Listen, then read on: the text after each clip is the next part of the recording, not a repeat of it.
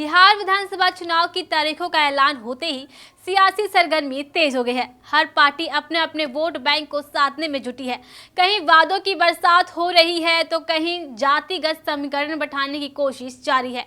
लेकिन इसी बीच जनसुराज के प्रमुख प्रशांत किशोर ने ऐसा गेम खेला है जिसने सियासी हलचल मचा दी है। दरअसल प्रशांत किशोर ने भागलपुर सीट से ऐसा प्रत्याशी उतारा है जो एक नहीं बल्कि बड़े समाजों को एक साथ जोड़ सकता है, ब्राह्मण और मुस्लिम वोट बैंक। और यही है इस चुनावी दाव की असली कहानी। जी हां, जनसुराज की दूसरी लिस्ट के कुल 65 उम्मीदवारों का नाम है, जिसमें 7 वकील, 9 डॉक्टर और 4 इंजीनियर शामिल हैं। यानी पीके ने साफ संदेश दिया है कि वो राजनीति में क्लीन और एजुकेटेड चेहरों को लाना चाहते हैं। लेकिन सबकी निगाहें टिक गई है भागलपुर सीट पर। क्योंकि यहां से जनसुराज ने टिकट दिया है सीनियर एडवोकेट अभय कांत झा को और इसी नाम से इस लिस्ट में हलचल मचा दी है। अब सवाल उठता है कि आखिर कौन है अभय कांत झा, जिनके नाम के ऐलान से सियासी गलियारों में हलचल मची हुई है।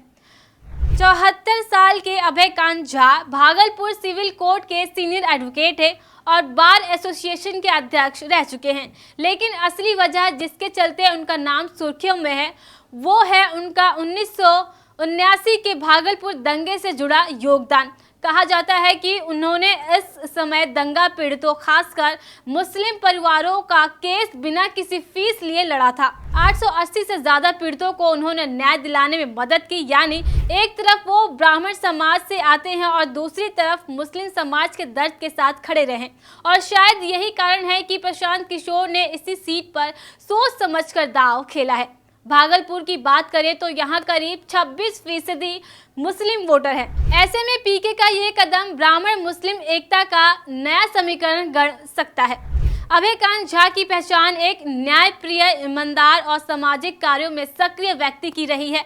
लोग उन्हें जनता के वकील के तौर पर जानते हैं। तो कुल मिलाकर कहा जा सकता है कि प्रशांत किशोर ने भागलपुर में ऐसा कैंडिडेट कार्ड खेला है जो राजनीति के साथ साथ समाज को भी जोड़ने का काम करेगा। अब देखना दिलचस्प होगा कि क्या पीके की मास्टर स्ट्रोक भागलपुर में जनसुराज को चुनावी बढ़त दिला पाएगी या नहीं।